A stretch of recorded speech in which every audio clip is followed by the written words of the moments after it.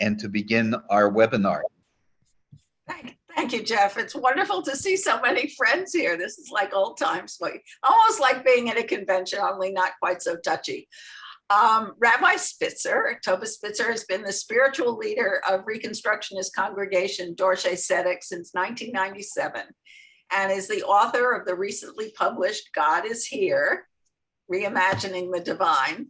She has served as president of the Reconstructionist Rabbinical Association, was the first openly LGBTQ president of a national rabbinic association. She's a popular teacher on an array of topics and a longtime leader in work for Israel-Palestinian justice and peace. Without further ado, Toba. Thank you, Jane. Hi, everybody. I know some folks, some colleagues here, other folks. It's nice to meet you. So yeah, it's really wonderful to do some teaching, in this particular setting with the Kaplan Center. So I was mistakenly muted. Thanks, I'm good. So I don't actually explicitly mention Kaplan in the book. It's written as a popular book, not just for Jews and not just for Reconstructionists, but his thinking is definitely foundational to the project. And I actually wanted to begin with a little bit of Kaplan. I'm always a little shy teaching about Kaplan in the presence of Mel Scult, but I'm going to do that. I'm going to overcome my shyness and just to share a little bit of a little Kaplan and so sort of tell you how this particular teaching really started me on this journey. So this is I'm going to read just a very short selection from Future of the American Jew. And Toba, could you enlarge it as well as you did previously? I think it is enlarged, right? It is enlarged. It's about, if I do it much bigger, you won't be able to see it. So on your screen, you can, under view, you can click to make it bigger on your screen. This is about as big as I can make it without it running off. Okay. Okay. Very good. All right. And I'm going to read it aloud. So this is Kaplan. The belief in God is the intuitive experience of cosmic power upon which we depend for our existence and self-fulfillment. It is therefore the basic substance of religion and is a constant factor in it. On the other hand, the particular conception of God is a cultural formulation of that belief. It varies with the particular stage of humanity's intellectual and social development. So it's interesting. He uses the word belief, but he means experience. So he's saying that there are basically two things going on. We have an experience of the divine. We have an experience of what he calls the cosmic power upon which we depend for our existence and self-fulfillment. And that, he's saying, is constant, meaning it's something that humans have had access to forever, like in all of human prehistory, since before, in all places and all times, humans have had these kinds of experiences. But he says a conception of the divine, a conception of God, is a cultural formulation of that belief. And then he goes on to say it varies with the stage of our intellectual and social development. I'll come back to that part. And then he goes on to say, interestingly, that the challenge facing us is not really the believing, or again, I would say the experiencing. It's really the problem of conception. And then he goes on in the second paragraph to say, does the awareness of God depend upon our conceiving God as a personal being? Or may God be conceived otherwise and yet be the subject of our awareness or the object of our worship? And this is where he's going to make his move away from the notion of God as a personal being. Nothing would be lost if we substituted for the notion of a personal being the one of process, which at least with the aid of science, most of us find quite understandable. Why then not conceive God as process rather than as some kind of identifiable entity? So there's two things Kaplan is doing here. The first is distinguishing between experience of the divine and our conceptualization of it, and then saying that if we move from one concept, the concept of God as a big person, to the concept of God as process, we're not actually losing anything. We still have our experience, but maybe we have an idea that it's easier for us as moderns to wrap our minds around. He then brings a really lovely example of how ideas about fire have developed over human history. He says, such a conception of God is in line with contemporary thinking. Take, for example, the case of fire. Primitive man personified it. Later, it came to be regarded as one of the four elements of the universe. Still more recently, it was considered as due to the presence of a distinct substance called phlogiston. Today, fire, is conceived as the process of oxidation. Surely it is no less real by reason of its being recognized as a process. So too our conception of God. God has been thought of as a kind of magnified human being or as an ethereal substance. Instead, we suggest that God be thought of, that's a typo there, as the cosmic process that makes for humanity's life abundant or salvation. So I think I first read this in rabbinical school, and that set me later into the world of process theology. And I was very interested in process theology, which is based on the work of Alfred North Whitehead, with whom Kaplan was familiar. Process theology grew out of Whitehead's work in the Christian world, and since the mid 20th century, some Jewish theologians embraced it as well. So I used to think that that was the task. I'm sort of following Kaplan. The task was to find the concept that would work for all of us, that would work for you all, that would work for the people coming to my shul, that would work for most, sophisticated, thoughtful, scientifically grounded, at the time, late 20th century, early 21st century Jews. Then I came upon the world of cognitive linguistics, and I started thinking a little differently.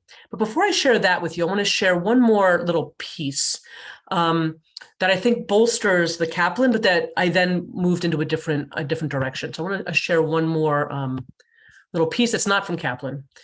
So this piece is from a book called Evolving God, a Provocative View on the Origins of Religion by Barbara J. King. It was published in 2007. Barbara J. King is a prehistoric anthropologist. She studies humans before there is written history. And I don't think she's Jewish. She's definitely not a Reconstructionist, but you're going to see why I think she's maybe following in Kaplan's footsteps in a way. So this is from King's book, Evolving God. I'm going to put a link to this sheet in the chat a little bit later. So if you want to find it and look at these sites yourself, you can do that. So this is what King says. Again, she's she's an anthropologist of prehistoric humanity. We humans crave emotional connections with others. This deep desire to connect can be explained by the long evolutionary history we share with other primates. At the same time, it explains why humans evolved to become the spiritual ape, the ape that grew a large brain, the ape that stood up, the ape that first created art, but above all, the ape that evolved God. I love that phrase, that evolved God. The most profound, indeed, the most stirring transformations in the evolutionary history of Homo sapiens involve what does not fossilize and what is only sometimes made tangible. Belongingness, there you go. It's a Reconstructionist text. Belongingness is mattering to someone who matters to you. It's about getting positive feelings from our relationships. It's what you and I work to maintain or what we wish for with family and friends, and perhaps also with colleagues or people in our community. For some of us, it extends to animals as well, other animals, for we humans are first and foremost animals. Relating emotionally to others shapes the very quality of our lives. And then this is really the piece that's so beautiful. I believe that the desire for emotional connection with the sacred is fundamental to our species. The religious imagination thrives on the human yearning to enter into emotional experience with some force vaster than ourselves. The human religious imagination developed in ever-widening circles of engagement, from immediate social companions to members of a larger group, then across groups, and eventually to a wholly other dimension, the realm of sacred beings. King is not saying that the realm of the sacred is imaginary.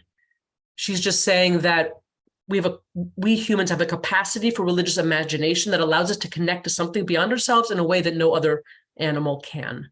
And she says that it's grounded in our desire for belongingness. So about, 12 or 13 years ago, I stumbled on a book about cognitive linguistics, specifically based in the work of George Lakoff and Mark Johnson, which makes a very basic argument. I'm going to share a little bit of it with you, that human beings apprehend the world through metaphor, that the concepts that Kaplan was talking about when it comes to the divine are what cognitive linguists would call conceptual metaphors. And conceptual metaphors are the only ways we can not only talk about, but actually experience things that are beyond, you can't reduce to a physical experience. So love or life or arguing or emotions like anger. These are we need conceptual metaphors to access this part of human experience. They are real. These things are real. Love is real. Anger is real. These are real things. But time is real. It exists outside of us. We can only access it through metaphors, and those metaphors will shape our experience. So I want to share a little bit of Lakoff and Johnson with you, and then show you how metaphor works according to them.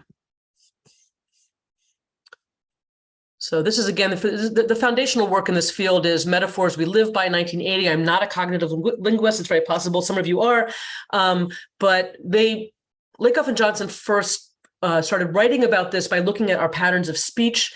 Later in the 1990s and afterwards, there was sort of neurolinguistics was able to show how metaphor actually functions in our brains. And I'll say more about that in a moment. But so this is a little bit of Metaphors We Live By. Metaphor is one of our most important tools for trying to comprehend partially what cannot be comprehended totally. Our feelings, aesthetic experiences, moral practices, and spiritual awareness. Many of our activities, arguing, solving problems, budgeting time, etc., are metaphorical in nature. The metaphorical concepts that characterize those activities structure our present reality. This is important. Metaphor, in their understanding, is not a literary device. These are ways that our brain works that structure our reality. New metaphors have the power to create a new reality. This can begin to happen when we start to comprehend our experience in terms of a metaphor, and it becomes a deeper reality when we begin to act on terms of it. If a new metaphor enters the conceptual system that we base our actions on, it will alter that conceptual system and the perceptions and actions that the system gave rise to. They go on to talk about the metaphor of time is money, or time is a precious resource. This metaphor did not exist before the Industrial Revolution. It came about when people started being paid according to how much time they worked. And that's when it entered into our language in English, things like spending time, budgeting time, losing time, wasting time. And what the claim they're making is this started structuring our reality. When we're sitting in a doctor's office waiting to be seen, and we've been sitting there for an hour and a half, we feel like we are wasting time, right? That metaphor is not just a literary conceit. It's like how we feel. We really feel like we're spending time wisely or saving time, when our day goes a certain way. In certain parts of the world, still in certain cultures, and certainly before the Industrial Revolution, no one experienced time that way. And it's not the only metaphor we have for time. We also have time as a flow, right? When we experience time as a flow, we can easily imagine time extending forever into the future and the past, and it's not scarce at all. So it's not the only metaphor for time, it's a dominant one in our culture. This next paragraph is really important, I think, when we come to talking about God. The questions of truth do arise for new metaphors. The more important questions are those of appropriate action. In most cases, what is at issue is not the truth or falsity of a metaphor, but the perceptions and inferences that follow from it and the actions that are sanctioned by it. In all aspects of life, we define our reality in terms of metaphors and then proceed to act on the basis of the metaphors. Right? So if you asked a physicist, is time a scarce resource? They would probably say no. That's not a definition of time. That is not true or false, right? It's a metaphor, but it is true of our experience of time, right? So when a new metaphor comes along, it's not, do I believe this or not? It's, oh, wow, I'm now functioning inside this metaphor and it's affecting how I act. It's affecting how I think. That's how metaphors affect us. And to me, this is still very much in the Kaplanian realm, because I think Kaplan was very interested in was a pragmatist. How do our ideas of God define how we are in the world? How do they define how we experience the world? So our metaphors for the divine are going to be very important. Last little thing I want to do by way of introduction, and then I want to share a little bit from the book, is how metaphor works. So according to Lakoff and Johnson, this is how metaphor works. There's a source domain and a target domain. So the source domain is comes from our embodied physical experience. So the target domain is the concept or the experience, which might be quite abstract or not, that the metaphor is coming to, that is being accessed through the metaphor. So I've already shared about time. The source domain is money or limited resource. The target domain is time. And the examples in our language are, you're wasting my time. This gadget will save you hours. How do you spend your time these days? You need to budget your time, right? Another one is anger. I really love this one. So here are two metaphors, not only in English, although they exist in other cultures. Anger is a hot liquid in a container, and anger is a horse. I really love that one. So when do we experience anger as a hot liquid in a container? They are boiling mad. She blew her top. I need to blow off some steam. Anger is associated with heat in many cultures because we actually physically get hot sometimes when we get angry. I love anger as a horse. Unbridled anger. He couldn't rein in his temper. Here are some ways you can harness your anger. So with the anger one, I think it's really helpful to see how we need different metaphors for these different kinds of experiences, because each metaphor shapes our experience of it in a different way. So when we're experiencing anger as a hot liquid in a container, it's about not being able to contain ourselves. It's that feeling of I'm about to explode, right? It's an uncontrolled feeling. Anger as a horse is very different, right? It suggests that anger can be reined in. It can be harnessed, right? But we have to do that. And then it can actually be useful maybe if we're able to rein it in and get a bridle on it. But if not, then it's going to be unharnessed and potentially dangerous. So that's sort of how metaphor works. But what's important for our purposes, my purpose here, is that the source domain of a metaphor is always physical. So what I realized as I started learning about all this was that the goal is not to come up with the one concept that will make people comfortable with God, the one concept that defines what God is. It's rather that we have a few metaphors, and most of them are related to God as a big human being.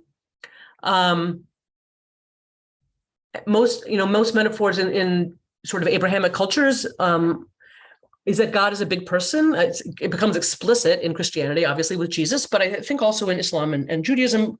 And we know that we're in that metaphor because most of the verbs we use when we talk about God are human verbs. God acts, God loves, God gets angry, God judges.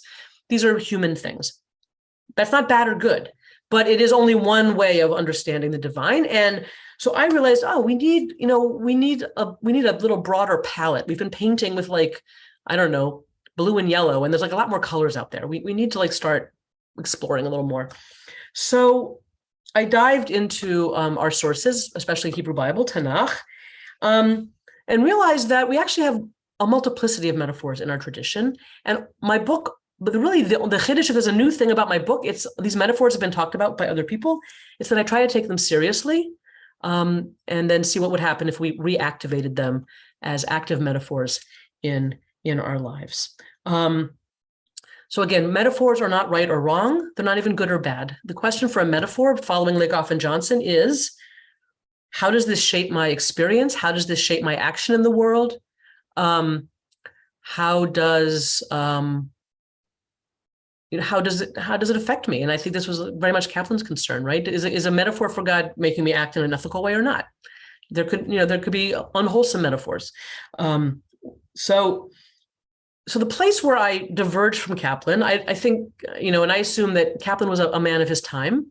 I don't assume that if Kaplan was writing today, he would not be writing what he was writing then. He'd be writing something else. But in his time, he very much shared the general progressivism of the early 20th century, i.e., humanity is progressing, and we're continuing to progress. So what I shared with you about the metaphor of fire that he explored, the analogy of fire, was that, in the past, people were simple or simpler. They thought that God was a person, then they thought it was a substance, and we understand that it's oxidation, it's a process. And he implied the same thing about our God concepts. Our God concepts are getting more sophisticated, and usually that means more abstract. He was very Maimonidean in that. He wasn't the first person to say that. When I started exploring metaphor, I'm reading a wonderful book, which I cite in my book. It's by the biblical scholar James Kugel, and it's called, I love the name Kugel for a Bible scholar, The God of Old. And Kugel, I think, argues, and I agree with him, that actually the people who wrote the Torah, our ancestors' experience of the divine, was much richer and more powerful than ours. They were connected in a way that we can no longer imagine, I think, because their brains work differently than ours. And so I wanted to go back and say, okay, our ancestors weren't idiots. They were not simpletons. They actually had a vast palette of metaphors for the divine. Maybe we can learn something from them. What if we start taking these metaphors seriously? And that's what I did.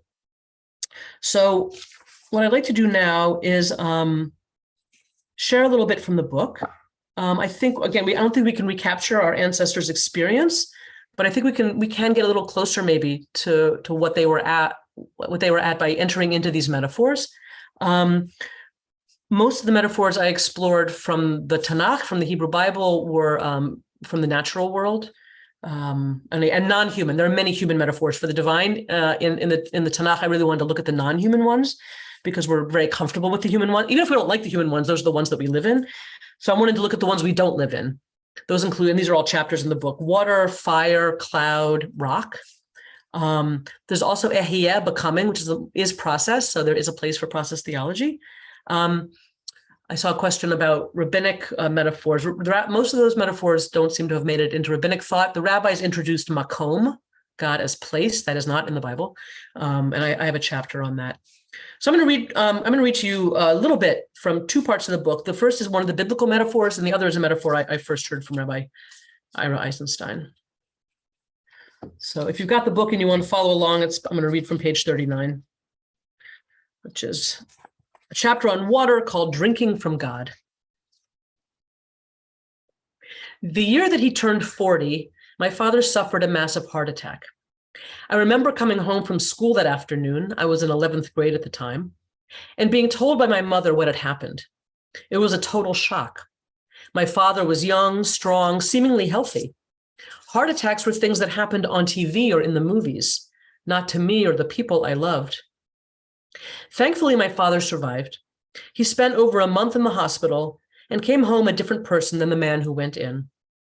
After decades of smoking 1 to 3 packs of cigarettes a day, he became a virulent non-smoker. After years of working long hours and subsisting largely on coffee and cigarettes, he pulled way back on the work hours and watched his diet carefully.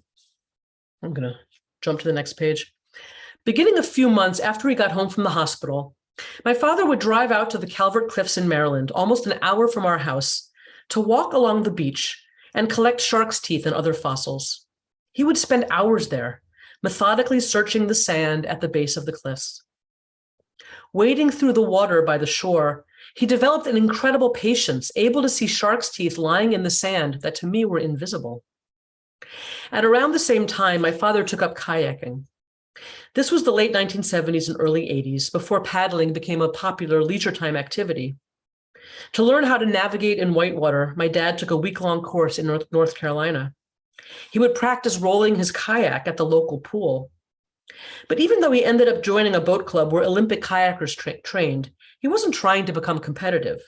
He simply loved being out on the Potomac River, whether paddling through flat water or floating down the rapids. I do not think it was entirely coincidental that water-related activities became my father's de facto spiritual practice after his near-death experience.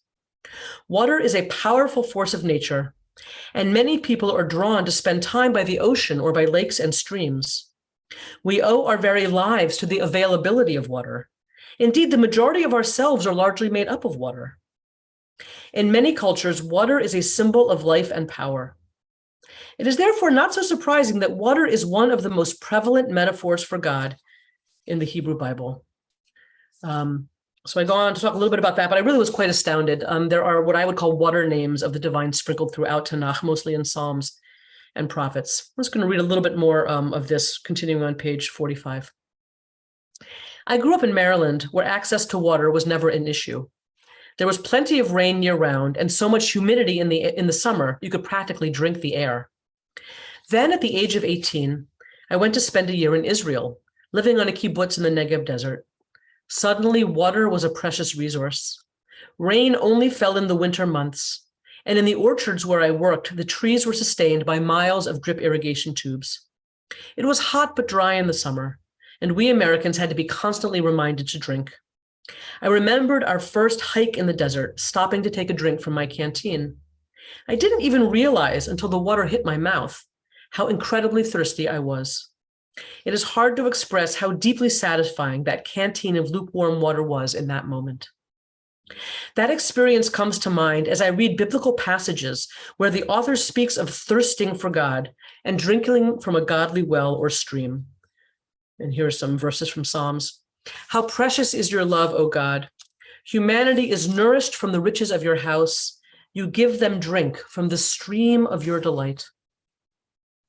Elohim, you are my God. I seek you. My soul thirsts for you. My flesh faints for you, as in a dry and weary land where there is no water. As the deer longs for water streams, so does my soul long for you, O God. My soul thirsts for God, for the living God. When I think of my father walking along the water's edge by the Calvert Cliffs or paddling on the Potomac, I wonder if his soul was drinking in some kind of spiritual sustenance, even as his physical self was even as his physical self was enjoying the literal waters. I know that this metaphor of a thirsty soul resonates with me. It is an accurate description of those times when I feel spiritually dry, as if some essential source of nourishment has been cut off. In those moments, I am like that deer in the Judean desert, searching for an afik, a channel in the earth that fills when it rains. At these times, God is the source from which my thirsty soul can be quenched, if only I am willing to drink. In the words of the prophet Isaiah, I can be like that orchard in the Negev, nourished by godly waters. Quote, Adonai shall guide you always and satisfy your soul in drought, and you shall be like a watered garden. So I go on, water is very prevalent and it's a very useful metaphor in a lot of ways. We can return to it, but I just want to give a little flavor of the book and suggesting what happens when we shift from a, God is a big person metaphor to a God is water. Again, not because one is wrong or right, but because all of a sudden this opens up to us an aspect of our own experience.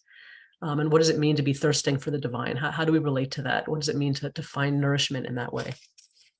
So I wanted to include a couple modern metaphors. So the last chapter of the book, I look at electricity and GPS. And I think it's in one of our prayer books. There's a beautiful piece from Ira Eisenstein about the metaphor of electricity for the divine. So this is my little piece on electricity. So this is page 247 if you're following along at home. A few years into my rabbinate, I was on a retreat with about 30 other rabbis from across the Jewish denominations. On the opening night, we did a get-to-know-you exercise in which we had a series of 3-minute conversations with one another, each with a different prompt. As I moved around the circle of colleagues, I prepared to answer the question, quote, if you hadn't become a rabbi and money or ability or prerequisite knowledge was not an issue, what would you have been? I was pretty sure I was going to say I'd have been a community organizer. I had worked in a variety of progressive organizations before going to rabbinical school, and I identified as a social justice activist. So imagine my surprise when it was my turn to answer the question, and what came out of my mouth was, I would have been a physicist. The reason I found this completely surprising is that I am terrible at math and never got anywhere near a physics class in my high school or college years. There is no one less likely to have become a physicist than I. But after I gave my answer, I realized that I do share something with those who are blessed to do physics, a sense of wonder at the universe and a deep desire to understand how things work. As a rabbi, I get to engage in big questions, and I seek to discern some kind of meaningful order in what often feels like a disordered, chaotic world. I want to know what makes us tick and what the larger context is for human existence. And while I can't really fathom what physicists do, I wonder if some of the same desires and curiosities are at play. When I read the Hebrew Bible, I imagine that its authors were sort of like me and sort of like modern physicists, seeking answers to how the cosmos works and what our place in it is. Their experience of the divine was part of that exploration, was in fact inseparable from it. Science offers metaphors that help me understand some of the more challenging aspects of the biblical portrayals of God. Among the most difficult stories in the Bible are those in which seemingly unsuspecting characters get zapped by God. A good example is the story of Nadav and Avihu that I described in an earlier chapter. Aaron's oldest sons make an unauthorized offering at the altar and are immediately consumed by the divine fire. Something similar happens in the book of Samuel, when King David attempts to bring the Ark of the Covenant, a golden box holding the stone tablets that Moses received on Mount Sinai to his capital city of Jerusalem. The ark is being transported on an ox cart, and when the oxen stumble, one of the men guiding the cart, a guy named Uzzah, reaches out to steady the ark. When he touches it, Adonai is incensed and strikes him down, and Uzzah dies. This story seems even worse than the episode with Nadav and Avihu. They at least could be accused of making a dubious offering in an irresponsible way. All that poor Uzzah did was try to keep the holy ark from falling out of a cart. Why in the world would God strike him down? Earlier in the Bible, the Israelites are warned that only the tribe of the Levites are authorized to transport the various items of the Mishkan, the holy tabernacle. And the men responsible for transporting the ark via a set of poles fastened to rings on its sides have to be extremely careful not to actually touch it or they will die. When God strikes Uzzah in the story of the ox cart, it seems to be the unavoidable consequence of someone touching a holy object that is profoundly dangerous to humans. The best that I can understand how the ancient Israelites understood this holy danger is through the metaphor of electricity. The Holy of Holies at the center of the Mishkan housed the ark, which functions something like the core of a nuclear reactor, supplying the sacred energy that was then channeled by the priests through their rituals. Just as enormous precautions have to be taken to safely make use of nuclear energy, so did those who interacted with the Mishkan and the ark at its center have to take extreme care not to get zapped. When the book of Samuel describes God being incensed when Uzzah touches the ark, we can understand it less as the emotion of anger and more like a natural physical reaction. It's akin to me being able to safely use the electric power that is supplied to my home as long as it is wired and grounded properly. I need to avoid sticking my finger in a socket. Hapless Uzzah had the best of intentions, but by touching the ark, he did the biblical equivalent of holding up a metal rod in a lightning storm and got a shock that took his life. The question remains, why did the authors of the Bible perceive godly power to be so inherently dangerous? What truth were they trying to convey in these metaphors of fire and electricity and the stories of zapping that happens to people both innocent and guilty? My answer is that the biblical authors were acknowledging a simple reality. To be alive is pretty damn scary. We exist in a universe that is largely, even today, beyond our understanding. We are often at the mercy of forces we cannot control. The ancients were very honest about God, and the Bible is not a Hallmark greeting card. It is a holy, sometimes contradictory muddle of beauty and horror, love and pain, hope and hopelessness. A lot like life. And somewhere within and beyond all of this complexity is Yud-He Vav-He, the source of life itself. As the prophet Isaiah audaciously declared, forming light and creating darkness, making peace and creating destruction, I, Yud-He Vav-He, do all these things. There is only one power source of the universe, the prophet teaches.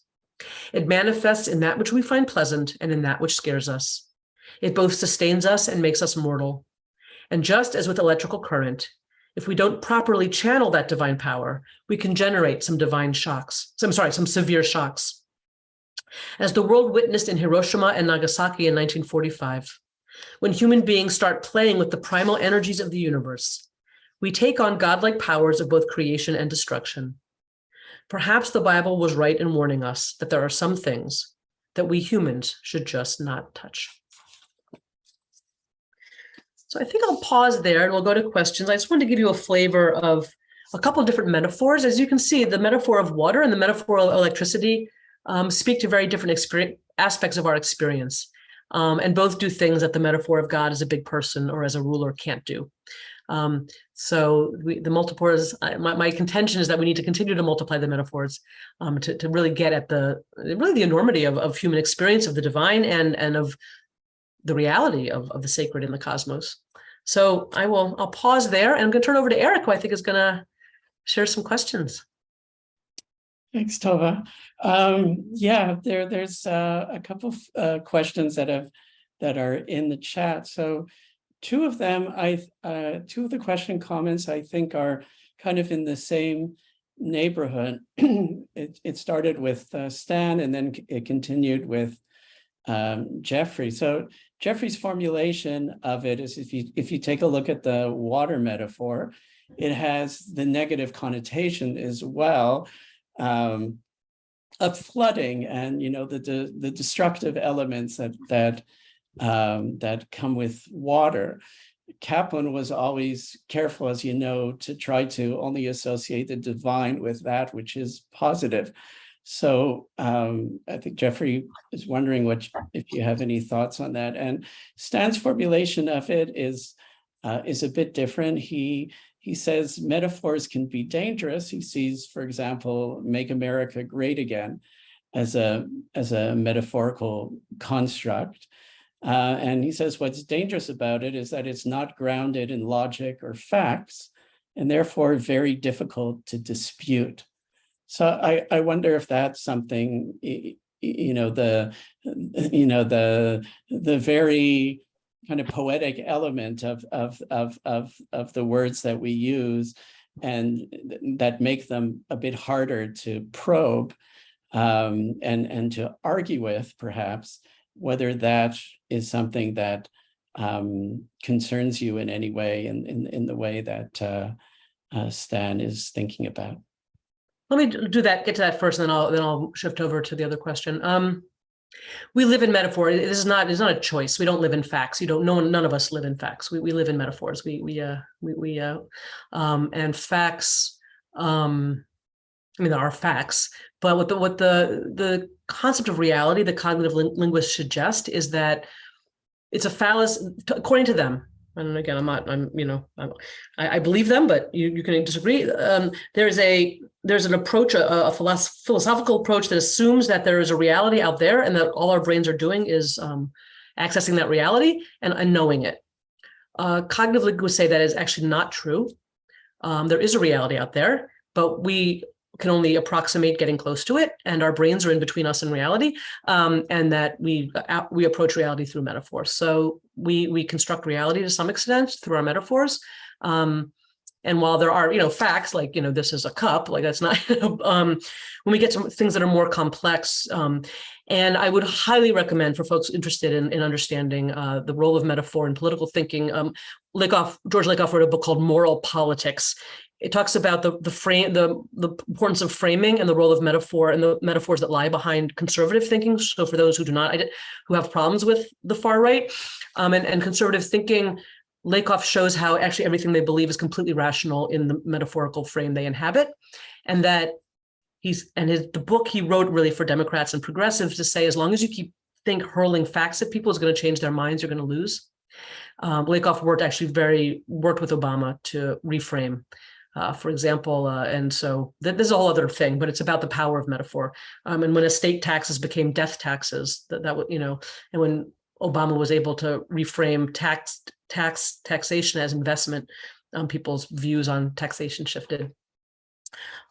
So the metaphors, again, aren't good or bad. Are the ones that have dangerous consequences? Yes, I would not disagree. But we live in metaphor. We can't. We're in them all the time. You can't speak a sentence without using a metaphor, pretty much. So to be able to say anything beyond, this is a cup and this is a shoe. Like if you want to get beyond that level of, So I think any good God metaphor. I think the function of having multiple God metaphors is that we have to be able to account for all of human experience if we're going to in talking about the divine. And that I think it is a limitation of Kaplan and other 20th century progressivist theologians that they could only associate the divine with the positive, and therefore didn't have a lot to say to people in times of suffering. And it's a critique of Kaplan, it's a critique of other theologians.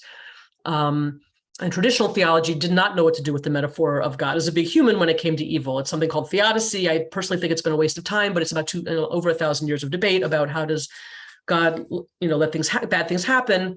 However, when we shift metaphors, that question falls away. So I'm going to read a little part of the book that speaks exactly to this, which is, and good metaphors account for all aspects of our experience of life.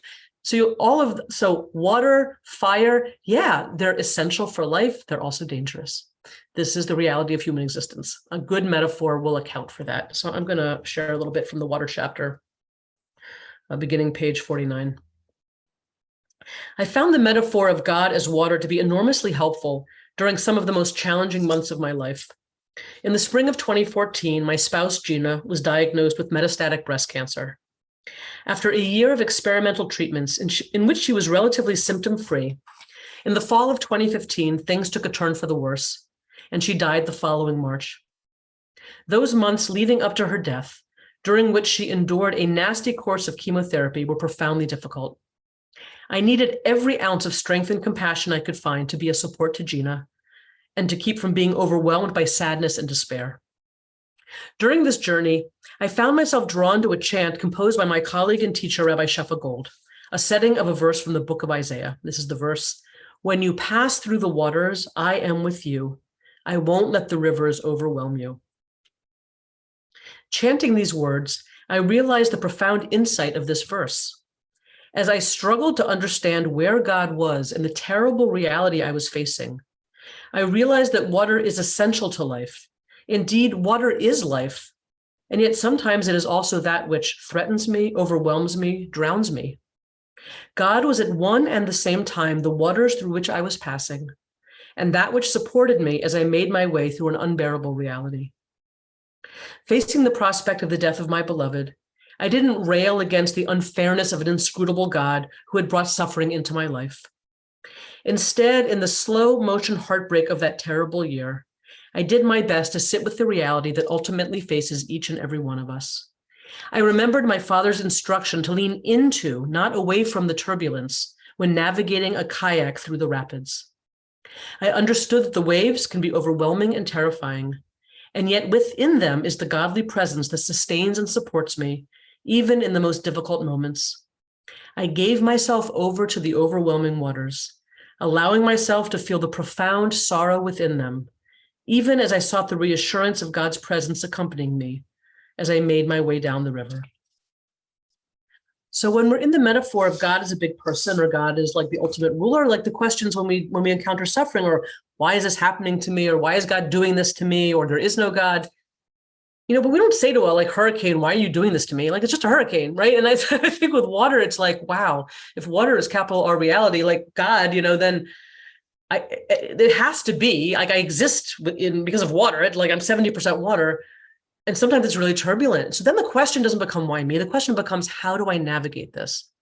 And I would just suggest the question, why me, is not a useful question. There is no answer to that question, because the answer is just because, right? There's no answer.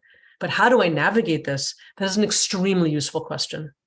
And there are answers to that question. We have wisdom in our tradition. We have wisdom in psychotherapy. We have wisdom in our friends. We have ways to navigate.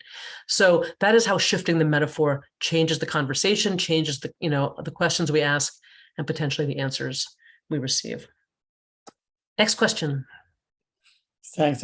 That's a very, very rich answer there. And that also serves to, I think, respond to the question that Anna had in the chat about how Judaism can help us live with terrible suffering. I think what you shared, addresses that very much directly.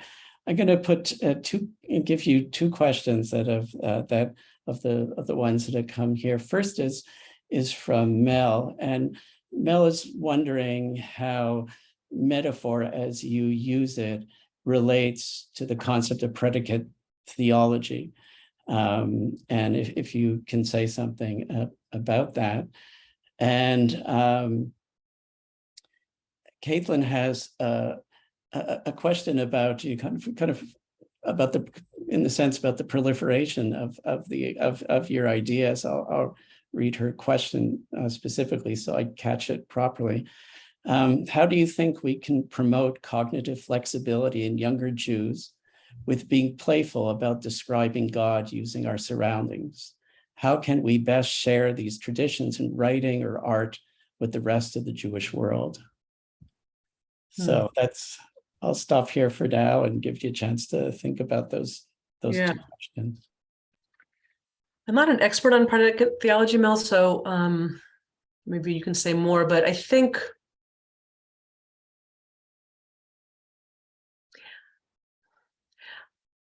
I don't think it's unuseful predicate theology. So this is a theology that says, instead of saying, God is X, we say that certain, things are godly. So, when I'm acting in this way, I'm acting in a godly way. So, loving kindness is godly. I don't think it's bad. I mean, that's beautiful. It's not, but I think I'm wondering, maybe this is a wondering, maybe you can engage in conversation about it. I'm wondering if it also emerged as a way around the limitations of the God is a big person metaphor. There's been a lot of mental gymnastics that theologians have had to do to get around God as a big person, because God is a big person metaphor. It works sometimes. I'm not saying it's a bad metaphor. Like sometimes it's really helpful to think about God as a teacher or a lover or a parent. You know, I was in spiritual direction the other day talking about something difficult, and I said, I just want God to hold my hand. Like, there's nothing wrong with that. Like, that's fine to want God to hold my hand. I know God doesn't have a hand, but, you know, that metaphor worked for me in that moment. But it can't work all the time. The other problem, I think, with predicate theology is, again, it assumes that only the good is godly. So the predicates that the predicate theologians, I think, usually suggest are positive things. So what happens with the difficult? What happens with, you know, evil? Like that, then the predicates fall apart. So, you know, in the book, you know, each metaphor, and I didn't know this starting out, you know, I read these books about metaphor and I started teaching it in my congregation, and then we just started trying it out. And it was really wonderful, and people found it really useful. And as I was writing the book, I would just immerse myself in a metaphor and then see what happened, you know. And I was trying to write the chapter on fire in the summer of 2020, when the riots around, you know, the responses to George Floyd's murder started, and literally, like, the country was burning, right? And I'm sitting with fire, and I'm like, wow, a metaphor for the divine has got to be able to deal with people's anger. Like, we have to have, you know, is there godly anger, and what does it look like, you know? And again, sometimes in our more liberal, positivistic Judaism, we shy away from difficult emotions. We shy away from saying that God is in anger, you know, but that was really important in that moment to talk about godly anger, and the fire metaphor and the way the biblical ancestors understood fire was really helpful to me in getting to that. So I think that's what I've discovered. You know, I'm not trying to get anybody to believe anything. I'm not asking any of you to believe anything. I'm just saying that I found these useful. And in each chapter, I lay out practices, because I think we have to sort of reactivate the metaphors. What that chant of Rabbi Sheffa's that I described, and maybe we'll chant a little bit later to experience it. When I realized, you know, after I was working on this and then had the privilege of having Sheffa learn with me, and then I learned with her, I realized, oh my God, Sheffa's reactivating the metaphors. When she chooses these verses, then has a chant them, we're entering into the biblical verse. So I don't know if that's helpful with predicate theology. The thing about playfulness, I think this is my next version of the book, hopefully will be for younger people with pictures. I really think, you know, I would like to have this accessible. I've played with this with kids. You can do this with kids. I think, I mean, every culture, you know, has sacredness in the realm of the earth, you know, water, fire, cloud. So I think there's, and my hope is that the book will spark explorations in other traditions. I got a lovely email from a Muslim woman who's going to start reading this with her Muslim friends and looking at the Quran. I was like, I love that. That's awesome, you know. So I don't know if that answers the playfulness question or not. Eric, you want to? I can't read all these. There's too much. No, for sure. Keep going. You've got a lot on your hands, though, of course.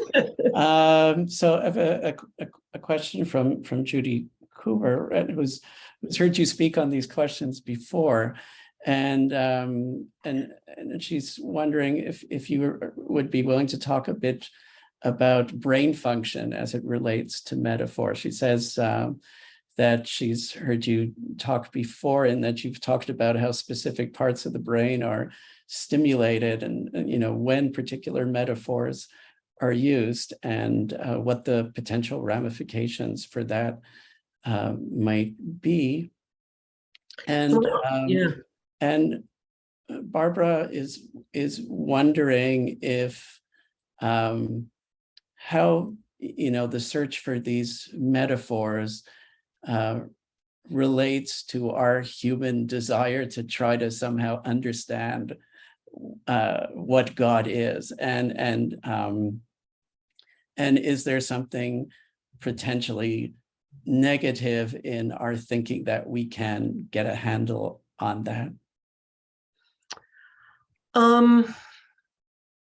Yeah, so to answer Judy's question, thank you, Judy. I sort of left this part out. So again, this is in my understanding, I'm not an expert.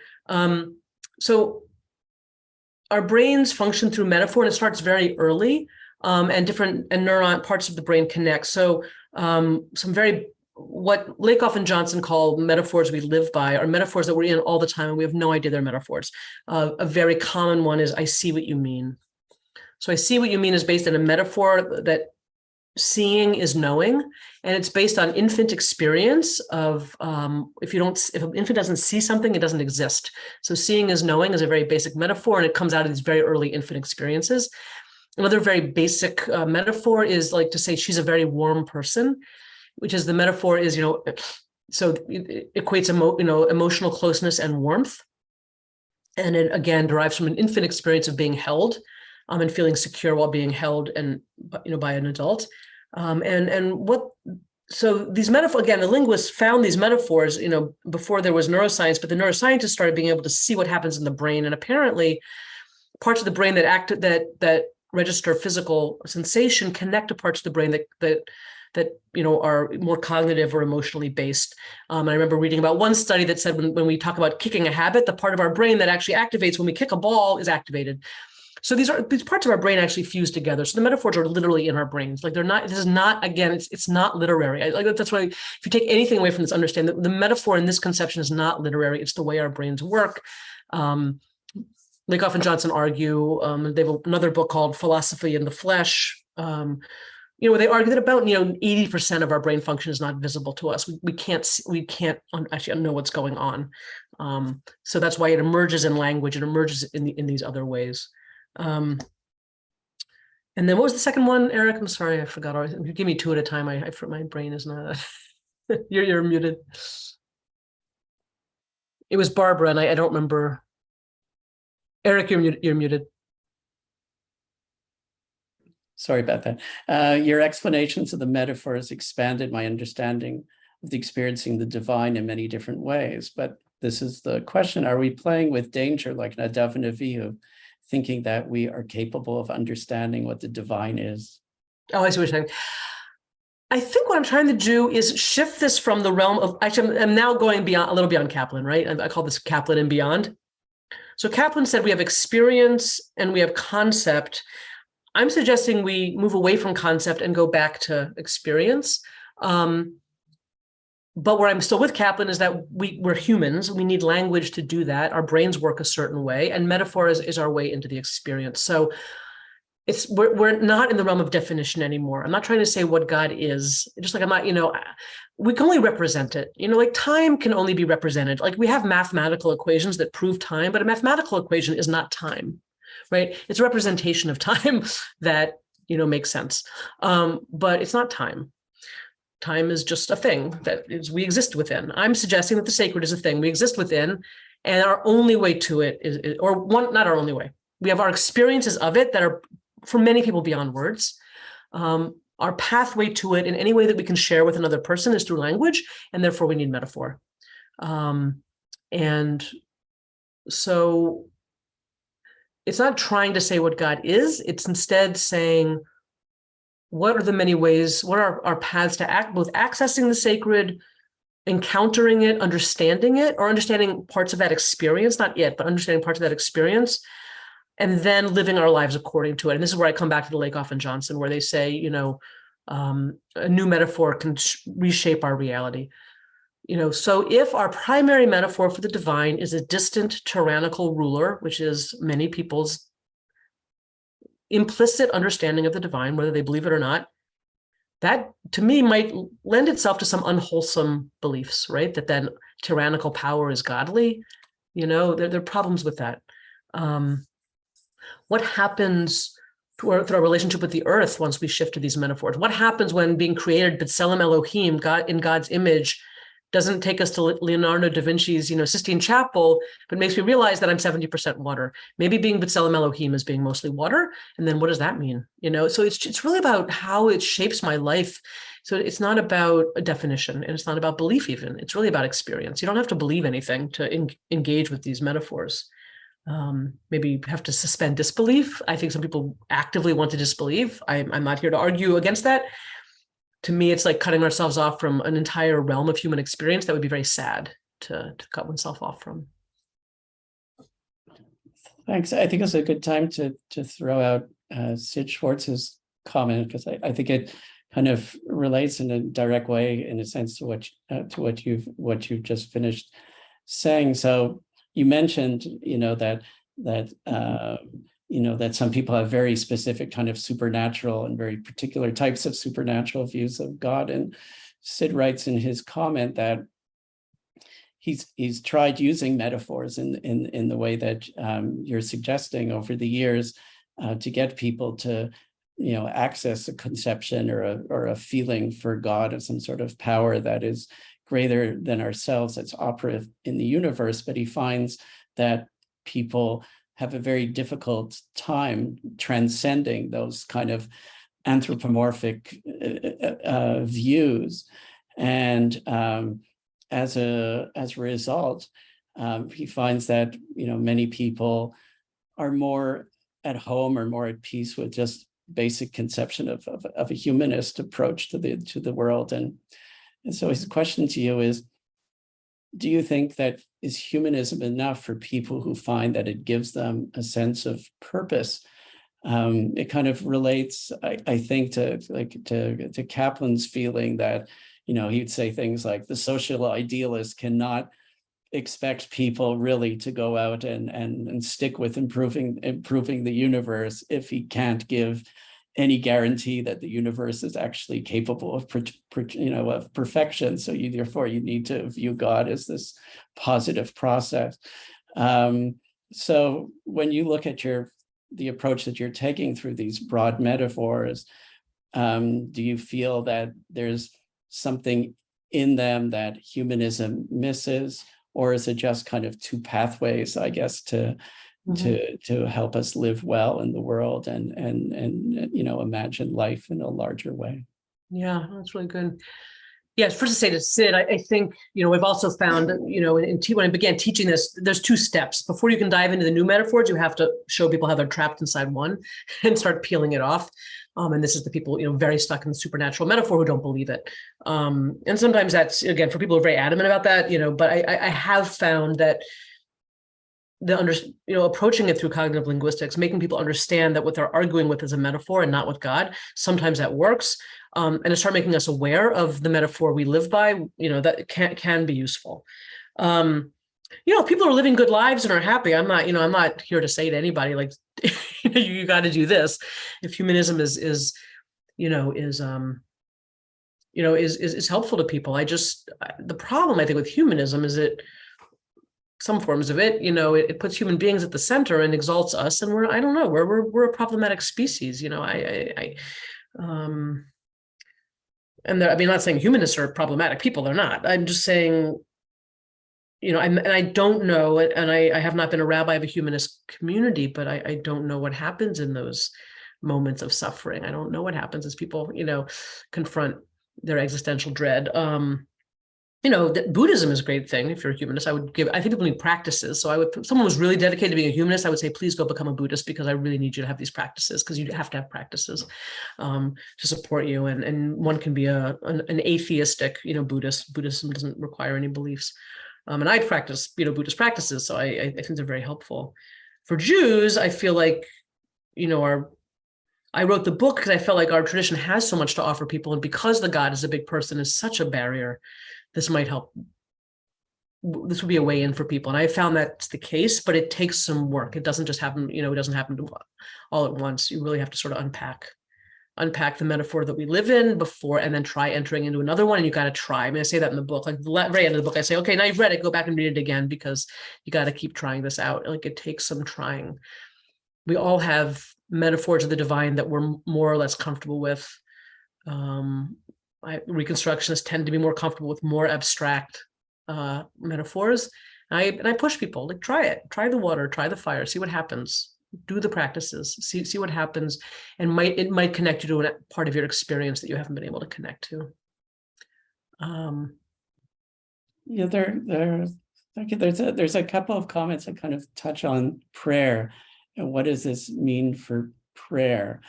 Some of these metaphors exist in prayer, but prayer also has a lot of material in it that maybe isn't so metaphor supportive in the way that you're speaking about it. And then there are metaphors that are, central in prayer that can be theoretically barriers, like we're coming to the high holidays. So the metaphor of God as king, Yep. is a much discussed metaphor. So a couple of questions just have to do with that. What your thought is about the insights that you've gained from all the work that you've done on this question in terms of what prayer ideally should look like within a Jewish context based on the insights that you've gathered. Yeah, that's a great question. So in terms of communal prayer, I have not done a lot with it yet. I'm actually going to be offering a class in November, December for my congregants about, all right, how do we activate some of these metaphors? Like, what would it mean? How it will affect our prayer, our communal prayer life, our justice work, our chesed, our caring. In terms of personal prayer, I think it's not that hard. There are practices in the book, so there's the practice of hitbodedut, of talking to God. And you can, there's water names, there's rock names, like sit by a bank of water and talk to God and use the water names, see what happens, pick up a rock and walk. We have a lot of rock names for God. There's tons of them in the Torah, in the Bible.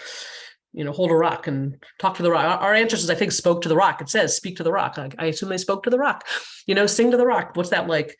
So I think for personal prayer, it's very accessible. I've used these metaphors a lot in spiritual direction. Some really speak to people, with rock, it's about refuge. With water, it's about nourishment. It's about power. I think people are talking about liturgy and not prayer. I think the questions here are really about liturgy, not prayer. And they're related, but they're not the same. Our liturgy has multiple metaphors. The God is a big person one tends to come up a lot. There's some, Avinu Malkeinu, obviously, our Father, our King, which is not about, again, is what I tend to do in the liturgy is say, what are it's full of metaphors, but the question is, what are these metaphors, trying to evoke in me? A sense of awe, perhaps, a sense of being cared for. Kihi Nekahomer, we sing on Kol Nidre, I'm the clay. That's an interesting metaphor. I'm a clay being shaped by a potter. What's that trying to evoke? So it's poetry. When we get to liturgy, we're really talking about poetry. And then the question is, where's the poet trying to take me in these metaphors? They're not all human metaphors. Many of them are, but not all. Before we get off, I can find a link. I wrote up a little piece that we sometimes have out at High Holidays about some different metaphors. A metaphor, and also though in the Kol Nidre, Rachamana, compassionate one, womb God, beautiful metaphor. So there are other ones in there, but yeah, I think so.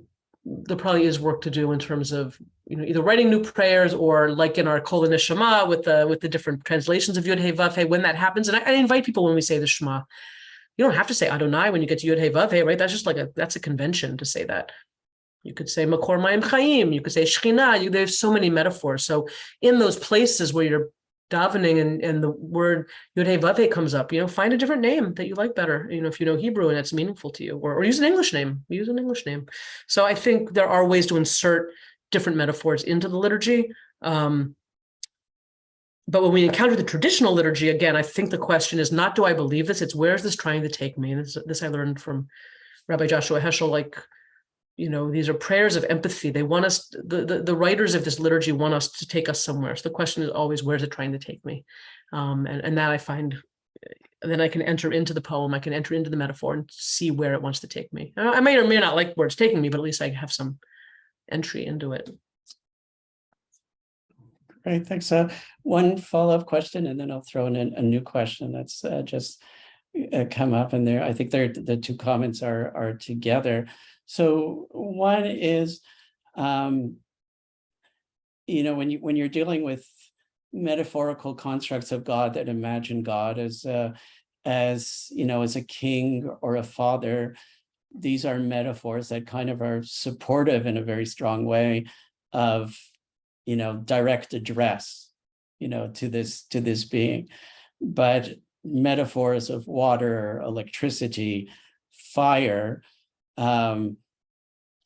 don't really conjure up this conception of dialogue in the same way, because these are things that don't speak in any conventional sense. So I'm wondering if the power of metaphor indicates perhaps that the and the diversity of metaphors as you're suggesting, does it indicate in any way that our personal language of address of God is perhaps not fully spiritually successful and needs either to be attenuated or to be replaced? And I think what Caitlin is asking is kind of in the same basic neighborhood, where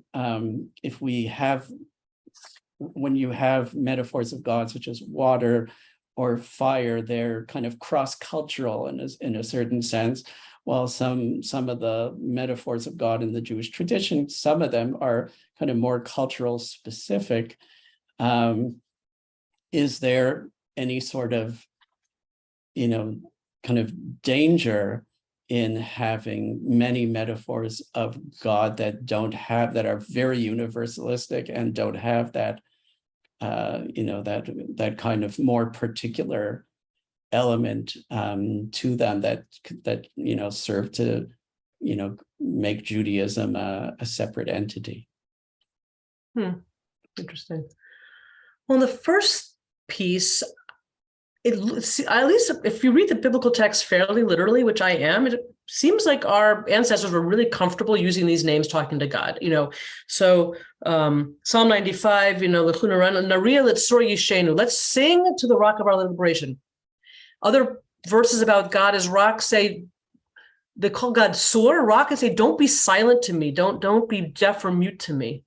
So this rock apparently could speak or could interact in some way. Now, I don't mean literally, like I don't think they were going around talking to rocks, but what I'm saying is our ancestors don't seem to have any problem speaking, using these nature metaphors for the divine and being in conversation with them.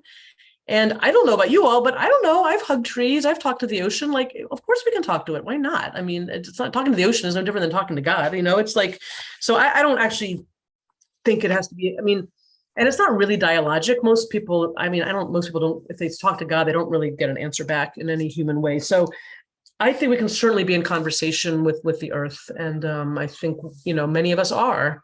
And maybe the thought that we can't be is because we're so alienated from the earth, not because there's anything conceptually wrong with that, but because we don't, we think only humans can respond, and we treat the earth like a garbage can, or like an inanimate thing. Rocks are not inanimate. They change. They just change extremely slowly, So I don't think so. I think we can. And again, in the book, there's practices of hitbodedut, of speaking to God as rock. The word Sur is all over our liturgy. We pray to the Sur. We do, And the prophet, Jeremiah called God Makor Mayim Chayim. These were Peleg Elohim. These were like the river of God. These were God names. So we've just lost them. I think it's different. We just lost them. They dropped out of our prayer language. We can bring them back. The particular, the universal, this book, my book is a Jewish book, because every single text, not every, almost like 90% of the texts I bring are either from Tanakh or from rabbinics or Hasidut or other Jewish texts. And the experience of the sacred is a universal experience. And of course, other peoples are and our people were an indigenous tribal people who wrote this. They were connected to a land. So of course, their imagery was from the land. So yes, there'll be some overlap with other cultures that have, relate to the divine through nature, through the earth, but with different words, with different rituals. Our unique path isn't because we think of God differently. Kaplan understood that, right? He said this experience of the divine is universal. Our path is Torah, Asher Natan Lanu Torah Temet, right? That's what we, instead of chosenness, we just say we have Torah as our path. So we get there through these metaphors. Some are very specific. I don't know of any, the rabbinic name Makom for God, I don't know of any other tradition that calls God place. That's a fascinating metaphor. So some are being unique to us and some aren't unique to us, and that's okay. But our way in is through Psalms, through prophets, through Hasidut, through Jewish texts and Jewish experience.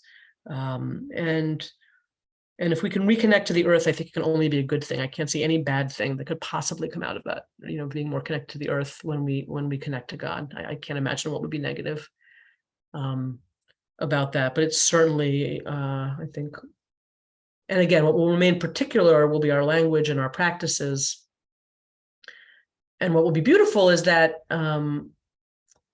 I have was a rabbinical student who's African American and has really resonated with this book. And for him, feeling like he's connecting to his African ancestors as he connects to these metaphors is very beautiful. Because there's a lot of wisdom from that continent, where we originated. And I love that these teachings are coming together in the body of an African American Jew, who inherits multiple traditions.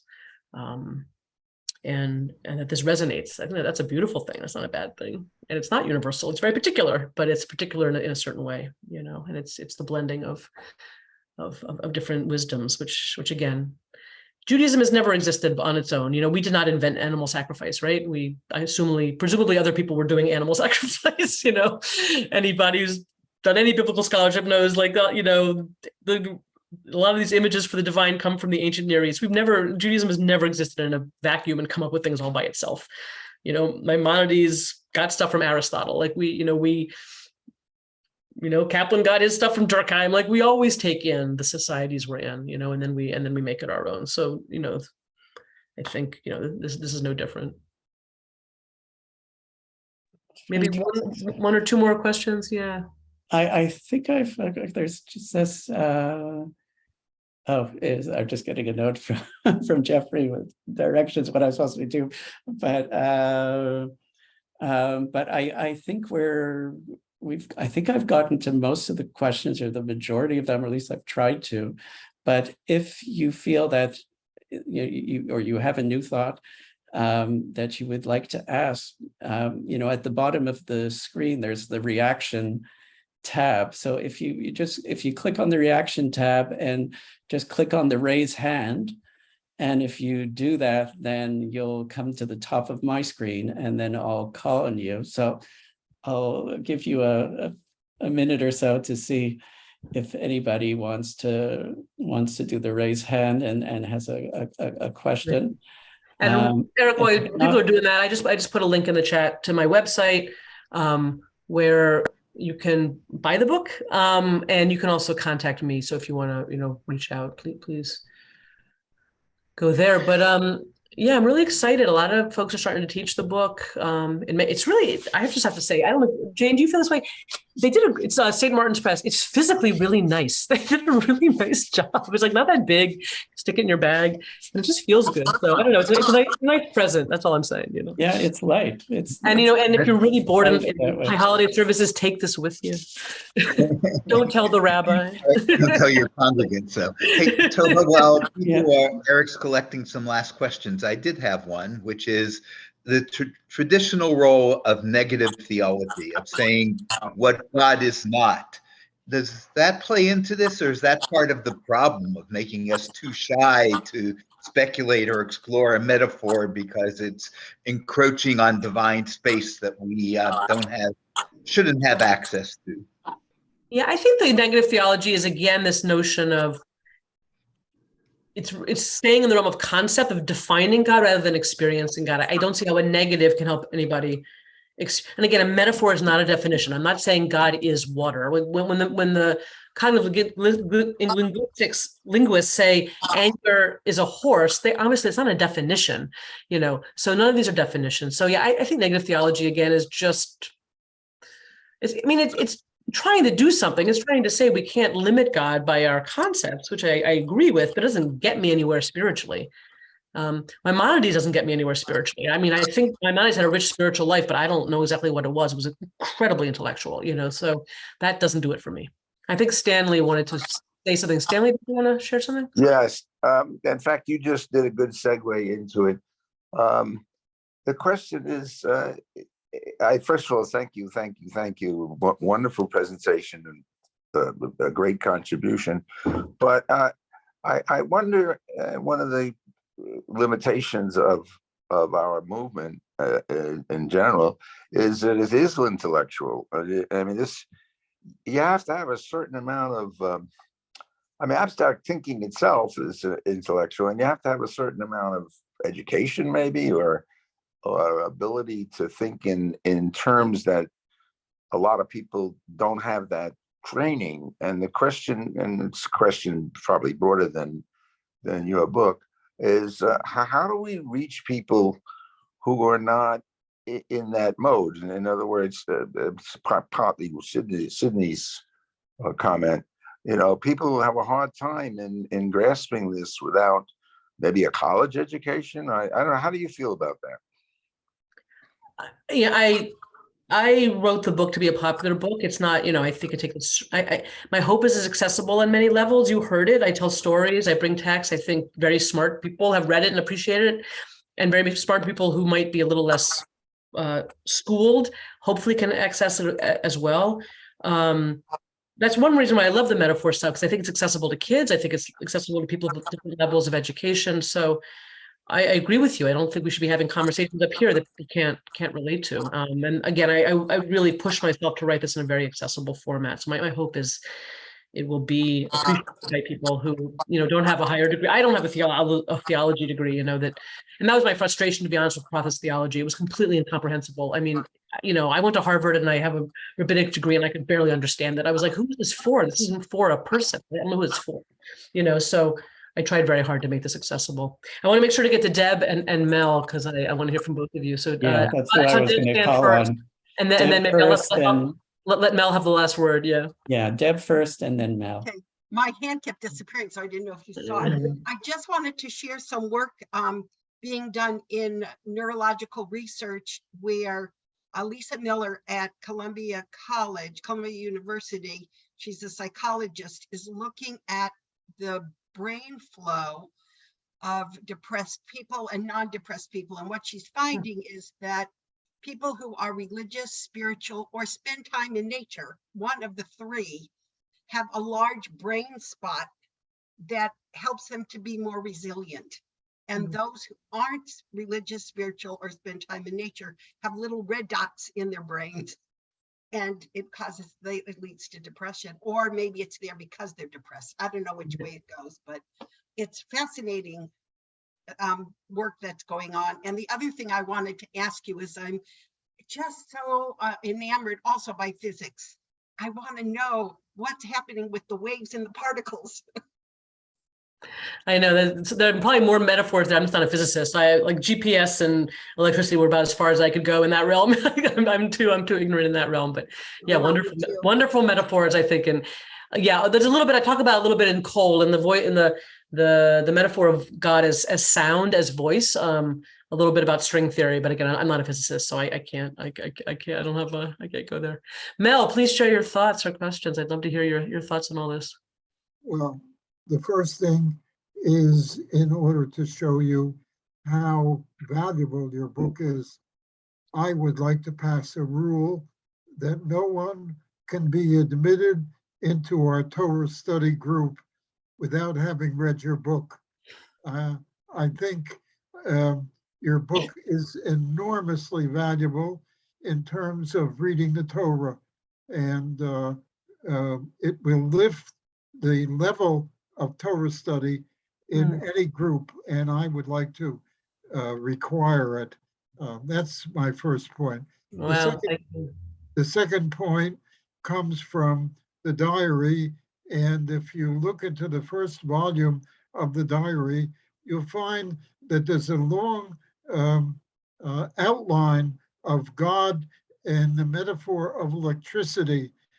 Kaplan, in dealing with the leaders of the center, took them away for a retreat, and he outlines his ideas in trying to inform them about what his ideas were concerning God, and it all has to do with the metaphor of electricity. Oh, wow. It's 1915, and very, very valuable. That's excellent. It's volume 1 of my communings. So volume 1. The last point is a question from Kaplan that disturbs me very, very much. And I don't know what to do with it. I think maybe it will disturb you. Kaplan was a pragmatist. He was interested in function. And so he asks me at what point, what is the effect of the belief in God on our individual behavior. In other words, how does the belief in God function in our lives? And when I think about that, I think that it's much clearer with respect to traditional Jews than it is with respect to more liberal types. And I wonder about that issue of the effect of the belief in God on individual behavior and on the individuals who believe. Right. And maybe if I had Rabbi Kaplan here to talk with him, I would say back, what happens if we reframe your question into really what Deb was talking about, which is what's the effect on our lives if we have a wholesome connection to the divine and a developed spiritual practice, and which is not about belief, because people can believe in God and do, as we know, like ungodly things. So, because I think belief to me, it's thin. It doesn't really say anything, but I do believe there are the different metaphors, like each metaphor suggests a different question.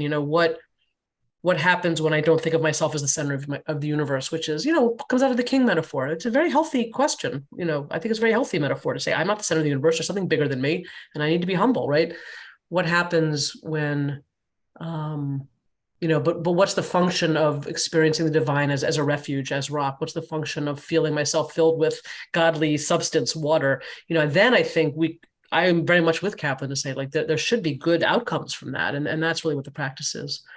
I think what you're saying is that people don't take the metaphors and the belief in God seriously enough. So they don't take the metaphor seriously enough. It's a belief. I don't know, belief, unfortunately, because of scholasticism, I think in Christianity has come into arguing about God's existence. But I think to have a sense of connection to the divine, and I think if we take the metaphor seriously, it will help us get there. That's exactly why. And I feel like, and Kaplan understood. I mean, where Kaplan and I are on the same page is he understood that people have to have a way in their brains. If their brains are saying no, the rest of them won't follow. And he just was, he didn't have cognitive linguistics. He had he had Alfred North Whitehead, and I think I love a lot of process theology is really beautiful. I feel like, he would have written this book if he were still alive and he had cognitive linguistics. He would have been like, wow, this gives us a way in that we didn't have before, but now we have it, So I just feel like, I really feel like a vessel in this melding, to be honest. It's like all this stuff. I don't think I made any of this up. I just brought some stuff together that needed to be sitting together on the page. And, and it got channeled through me. I don't know why. Like that's what the source decided, and I feel very privileged. I really do. And people have it's and all I know is it's been helpful to people. I don't even take credit for that, to be honest. I just feel like packaging it the right way and getting it out there. And part of the package is this gorgeous cover that they made. The press did a great job. I just feel very lucky, and it was because of Craig Levine at B'nai Keshet that I even got connected to the publisher. Like there were many things working that made this happen. So the God I don't believe in helped this happen, right? The interventionary God. There you go, Mel. All right, Mel. If there's another edition, Mel, I'm getting a quote from you. I'm going to come back to you. Okay. Toba, I want to return to the flooding metaphor. I've been flooded with comments about how much people have appreciated this webinar and the book, so I pass those on. And I'm also very aware that in 12 days, come Rosh Hashanah and Yom Kippur, we'll be flooded by metaphors, some of our own choosing, some not.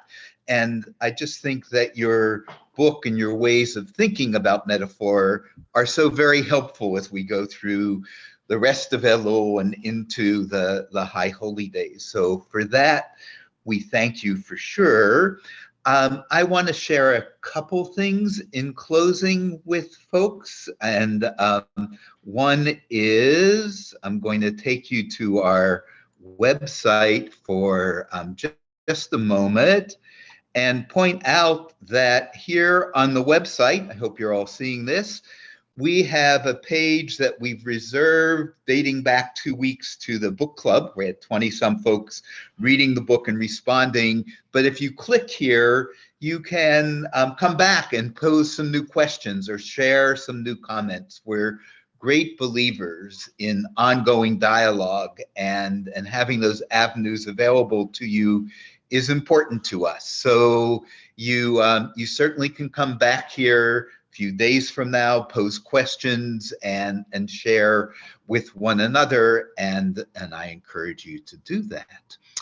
I also am going to ask folks to, before you leave, to take a minute. I'm going to go way back up here to the beginning of our chat room. And by the way, the chats are preserved and will be sent to you because there's really terrific comments here. But as some of you are aware, we have a new vision of the Kaplan Center developed by our board, and we're doing some crowdsourcing. So I hope that each of you will copy this link to a SurveyMonkey that asks one question of you. It will take you all of 2 minutes to go through these values and rank order them. Already we're seeing interesting patterns. So I would encourage you to copy this link, please. And when the webinar closes, to take the 2 minutes to fill that out. It will give us even more resources. My colleague in much of this work, Jane Susswein, reminded me that I should remind you, I don't think Sid Schwartz is still with us, but our next big webinar, this was a wonderful one, is going back to our Sunday time slot. It's October 30th. It's with Sid Schwartz and Elliot Dorff, and it's in the Hechel, in the sanctuary of the voting booth. And it's 2 days before Election Day, and it's reflections about American and Jewish conceptions of democracy. It promises to be very, very stimulating, as we hope are the 7 webinars that are planned throughout the year. But I think at this point, I want to thank once again Rabbi Toba Spitzer for all Jeffrey, her insight and wisdom. Yes, go ahead. Jeffrey, I put you in the deserve chat, a final word.